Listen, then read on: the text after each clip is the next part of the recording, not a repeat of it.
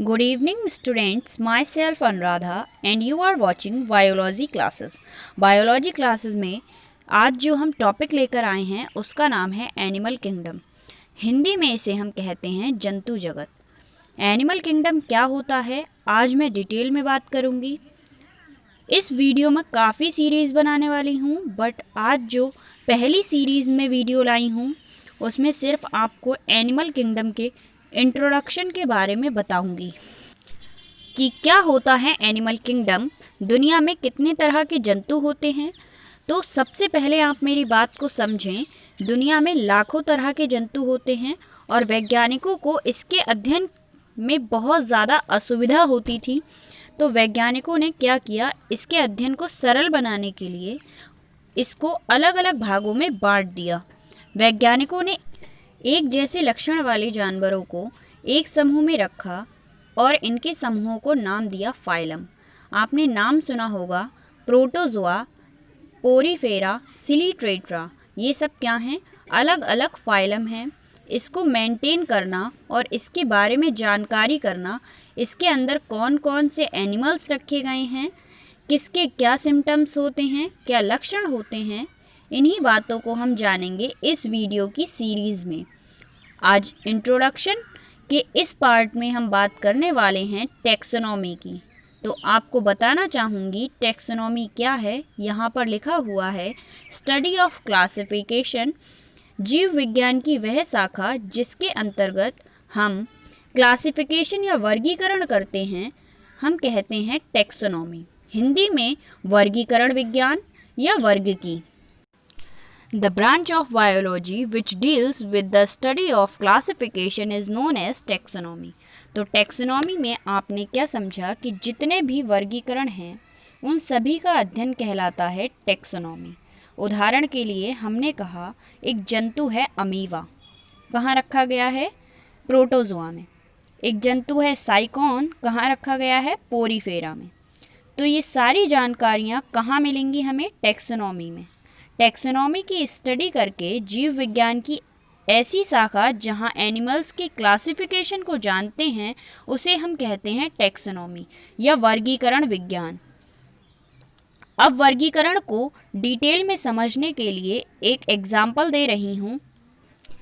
उस एग्जाम्पल को समझें तो आप मेरी बात को डिटेल में समझ पाएंगे। सपोज करिए मैंने आपको 1000 किताबें दी और उस 1000 किताबों के ग्रुप में से एक पर्टिकुलर किताब को मांगा।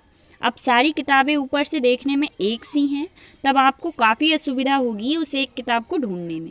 लेकिन अगर यहाँ पर हम एक सिस्टम मेंटेन कर लें और अलमारी बनाएं और सारी किताबों को अलग अलग कॉलम में रखें विथ नेम, तो आपको ढूंढने में कोई दिक्कत नहीं होगी।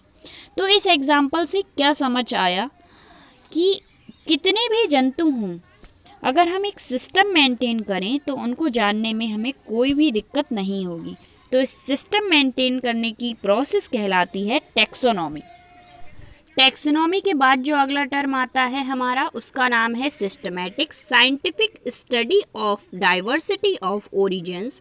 इसका मतलब दुनिया के अंदर जितने भी जीवधारी हैं वो अलग अलग प्रकार के हैं, उनके बीच में बहुत सी डाइवर्सिटीज़ या भिन्नताएं पाई जाती हैं। उन सारे अलग अलग प्रकार के जंतुओं का जो अध्ययन है, वैज्ञानिक अध्ययन है, उसे कहते हैं सिस्टमैटिक्स। इसके बाद हम बात करने वाले हैं हिस्ट्री। टैक्सोनॉमी की हिस्ट्री में क्या चीज़ होगी कि किन किन वैज्ञानिकों ने टैक्सोनॉमी में अपना कंट्रीब्यूशन दिया, किसका योगदान रहा। पहला नाम जो हिस्ट्री में हम लेंगे वो है एरिस्टोटल या अरस्तु। अरस्तु को फादर ऑफ बायोलॉजी कहते हैं। आज फिर से यही बात रिपीट हो रही है। Why are Aristotle known as biology, why his known as father of zoology. क्यों कह रहे हैं हम इन्हें फादर ऑफ बायोलॉजी?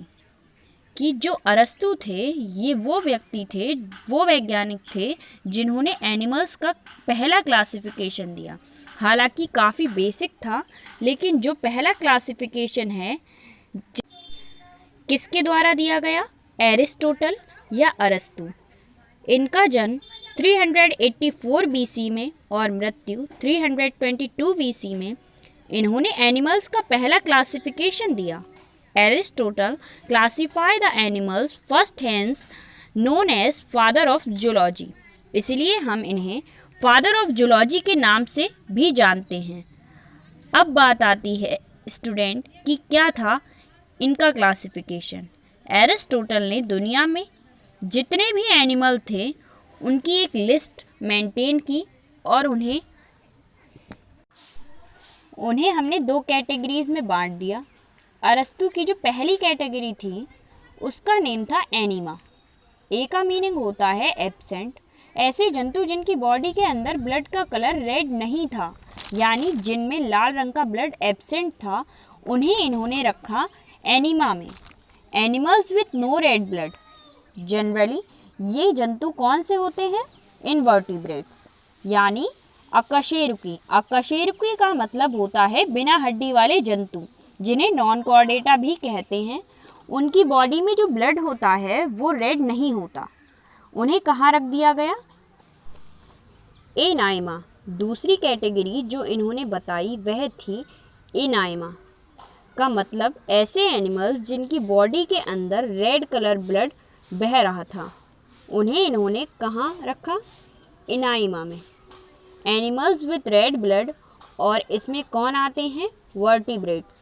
वर्टिब्रेट्स का मतलब होता है हड्डी वाले जंतु, हिंदी में इसे कहेंगे कशेरुकी। कॉर्डेटा के नाम से भी इन्हें हम जान सकते हैं।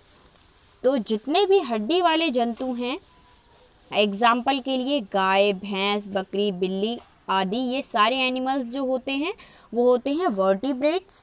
इनके ब्लड का रंग कैसा होता है? रेड। दूसरी तरफ आप नॉन कॉर्डेटा को देखें, जैसे कॉकरोच, साइकॉन, हाइड्रा, जेलीफिश, ये सारे एनिमल्स जो होते हैं वो होते हैं इनवर्टिब्रेट्स।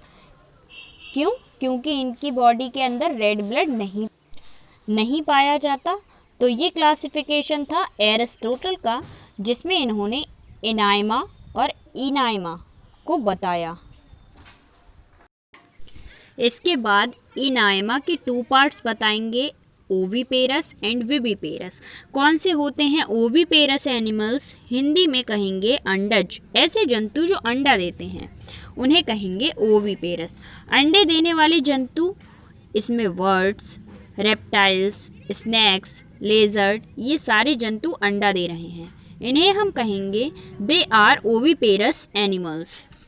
दूसरी तरफ जो जंतु बच्चा देते हैं उन्हें हम कहेंगे विविपेरस। विविपेरस का मीनिंग होता है जो जरायुज। जरायुज का मतलब जिसमें प्लेसेंटा या जरायु पाया जाता हो, और जो जंतु बच्चों को जन्म देंगे उन्हें हम कहेंगे विविपेरस। तो इस तरह से आपने क्या समझा कि अरस्तु को पहला क्लासिफिकेशन देने की वजह से इन्हें कहा father of biology, father of zoology, father of taxonomy.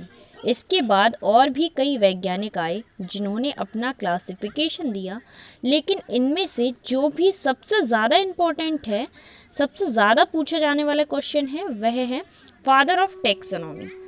Father of modern taxonomy कौन थे? कैलोरस लीनियस। कैलोरस लीनियस वो वैज्ञानिक हैं जिनका नाम टेक्सोनॉमी में सबसे पहले लिया जाता है, और इन्हें हम फादर ऑफ टेक्सोनॉमी कहते हैं। और इन्होंने 1758 में अपनी एक किताब प्रकाशित की जिसका नाम था सिस्टम नेचुरे। और सिस्टम नेचुरे में इन्होंने जीवधारी वर्गीकरण, उनके क्लासिफिकेशन के बारे में काफ़ी डिटेल में बताया, और साथ ही साथ एक ऐसी पद्धति बनाई जिसको हम आगे पढ़ने वाले हैं। इसका नाम है द्विनाम पद्धति। अगर आपको वीडियो अच्छी लगी तो लाइक करें, शेयर करें, सब्सक्राइब करें और